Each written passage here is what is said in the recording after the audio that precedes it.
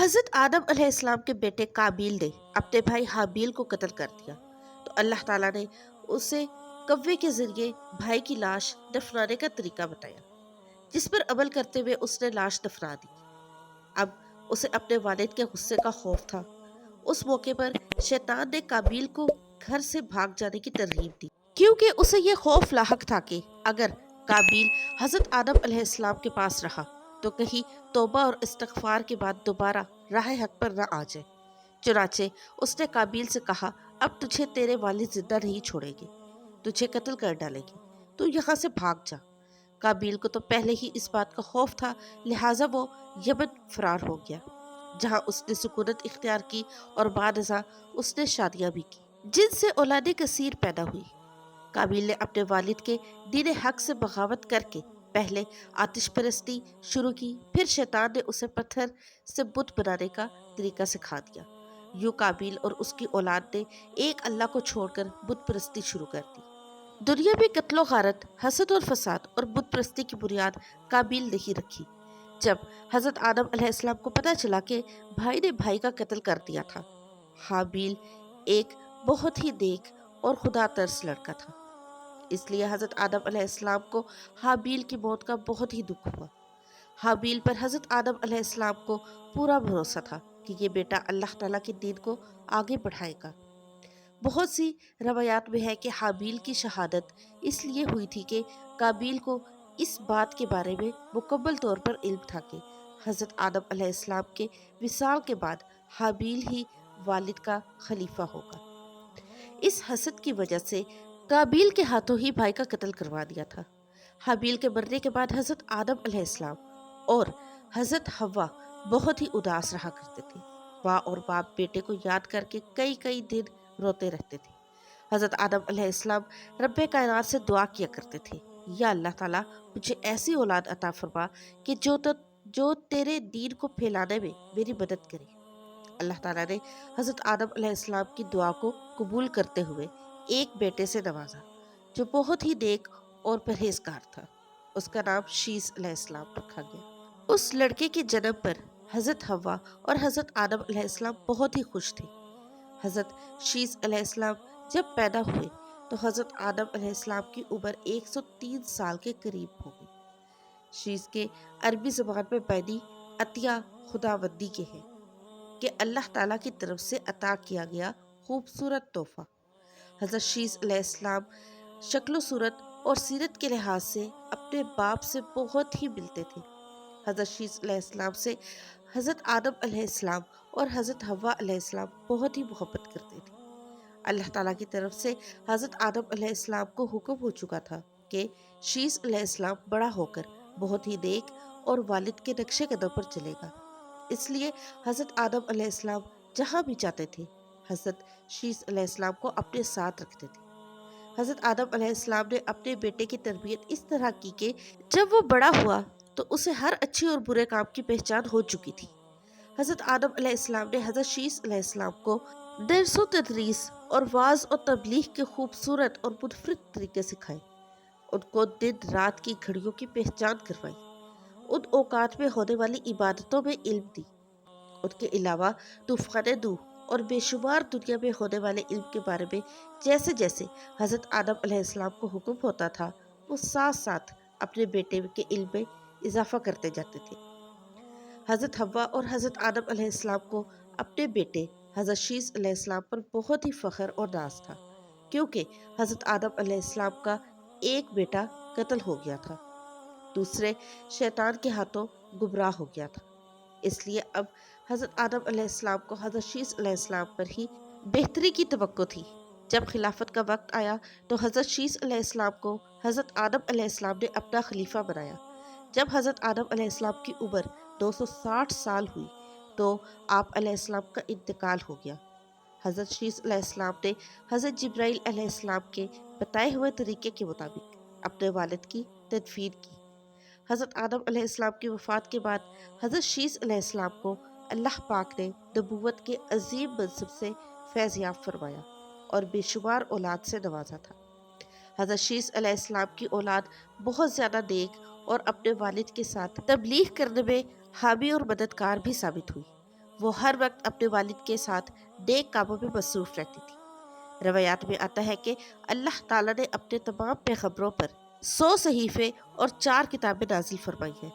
ان 100 صحیفوں میں سے 50 صحیفے حضرت شیس علیہ السلام پر نازل کیے گئے تھے، کیونکہ قرآن پاک میں جن 25 انبیاء کرام کا ذکر کیا گیا ہے ان میں حضرت شیس علیہ السلام کا نام شامل نہیں ہے، لیکن حدیثوں میں ان کے نبی ہونے کے ساتھ ساتھ صحیفے نازل ہونے کا بھی ذکر ملتا ہے۔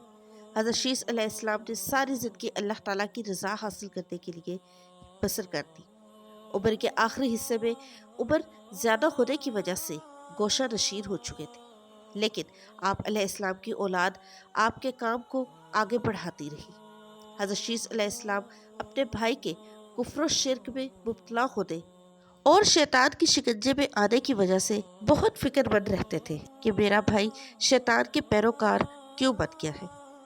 اس کو اللہ تعالیٰ کی عبادت کرنے اور ان کو نیک عمل کرنے کی طرف لانے کے لیے ہر وقت کوششیں کرتے رہتے تھے۔ جس نے اپنے باپ آدم علیہ السلام اور قابیل کی شکل کے بت بنا کر ان کی پوجا کرنا شروع کر دی تھی۔ روایات میں ہے کہ دنیا کے تمام انسان بنی آدم حضرت شیس علیہ السلام کی ہی اولاد ہے، کیونکہ حابیل تو اپنے بھائی قابیل کے ہاتھوں 20 سال کی عمر میں ہی قتل کر دیے گئے تھے۔ ان کی کوئی اولاد بھی نہ تھی، جبکہ دوسرے بیٹے کا بھی قابیل کی اولاد شیطان کے پیروکاروں، اللہ تعالیٰ کے نافرمان اور کفر پر گامزن تھی۔ اس کو طوفان نوح میں تباہ و برباد کر دیا تھا۔ حضرت شیس علیہ السلام لوگوں کو نصیحت کیا کرتے تھے کہ اچھا انسان وہ ہے جو اللہ تعالیٰ کی عبادت کرتا ہو، اللہ تعالیٰ کو ایک مانتا ہو، اپنے بادشاہ کے اصولوں پر عمل کرتا ہو، کفر اور شرک سے دور رہتا ہو، رشتہ داروں اور ہمسایوں کے حقوق ادا کرتا ہو، غریبوں کی مدد کرتا ہو، غصے پر قابو رکھتا ہو، لوگوں کے دکھ اور درد میں شامل ہوتا ہو، مصیبت کے وقت صبر اور تحمل سے کام لیتا ہو، اللہ تعالیٰ کی نعمتوں کا شکر ادا کرتا ہو۔ روایات میں ہے کہ حضرت آدم علیہ السلام کے وصال کا وقت پاس آیا تو انہوں نے اپنے بیٹے حضرت شیس علیہ السلام کو اپنے پاس بلا کر بٹھا لیا۔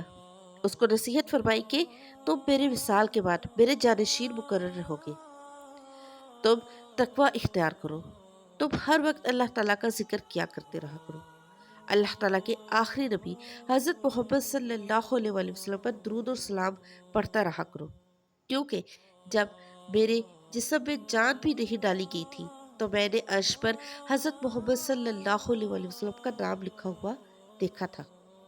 جب میرے جسم میں جان ڈال کر مجھے جنت کا چکر لگوایا گیا تھا، وہ میں نے بے شمار جگہوں پر اللہ تعالیٰ کے آخری نبی حضرت محمد صلی اللہ علیہ وآلہ وسلم کا نام لکھا ہوا دیکھا تھا۔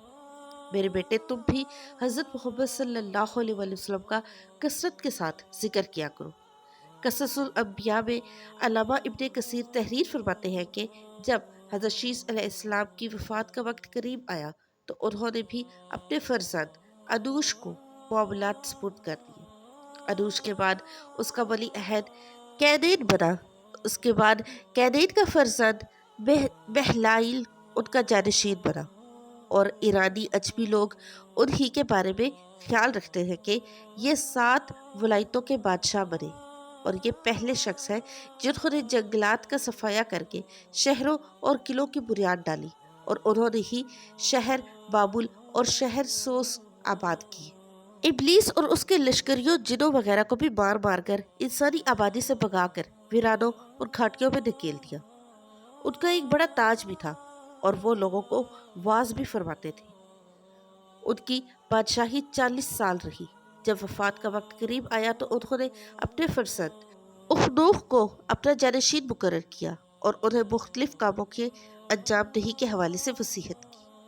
مشہور اقوال کے مطابق یہی اخنوخ حضرت ادریس علیہ السلام تھے، جنہیں حضرت شیس علیہ السلام کے بعد اللہ تعالیٰ نے نبوت سے سرفراز فرمایا۔ حضرت شیس علیہ السلام کی وفات 212 برس کی عمر میں ہوئی، اور ان سے منسوب مزارات 3 مختلف مقامات، نمبر 1 غزہ، نمبر 2 عراق کے شہر موصل، اور نمبر 3 ایودھیا بھارت میں ہے۔ ان تینوں میں سے کس میں حضرت شیس علیہ السلام مدفون ہے، یہ اللہ تعالیٰ ہی بہتر جانتا ہے۔ موصل میں قائم بازار کو حالیہ عراق جنگ کے دوران شدید نقصان پہنچا۔ بعض روایات کے مطابق حضرت شیس علیہ السلام کا مکہ مکرمہ میں انتقال ہوا اور وہ وہیں سپرد خاک کیے گئے، جبکہ ایک خیال یہ بھی رکھا ہے کہ حضرت شیس علیہ السلام کا مزار لبنان کے ایک گاؤں شیس نبی میں ہے، جہاں ان کے نام سے ایک مسجد بھی قائم ہے۔ 13ویں صدی عیسوی اور بعد میں آنے والے عرب جغرافیہ دانوں کی روایت کے مطابق حضرت شیس علیہ السلام کا مزار فلسطین کے شہر ربلہ کے شمال مشرق میں واقع ایک گاؤں بشیش میں تھا۔ بشیش دو الفاظ بیت اور شیس کا مجموعہ ہے، جس کا مطلب ہے کہ خانہ شیس علیہ السلام۔ 1948 میں اسرائیل کے معارضے وجود میں آنے کے بعد یہ گاؤں غیر آباد ہو گیا تھا، لیکن آج بھی یہاں 3 کونوں والا مینار حضرت شیس علیہ السلام کے مزار پر قائم ہے۔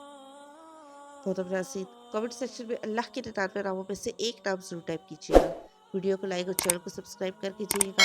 اللہ حافظ۔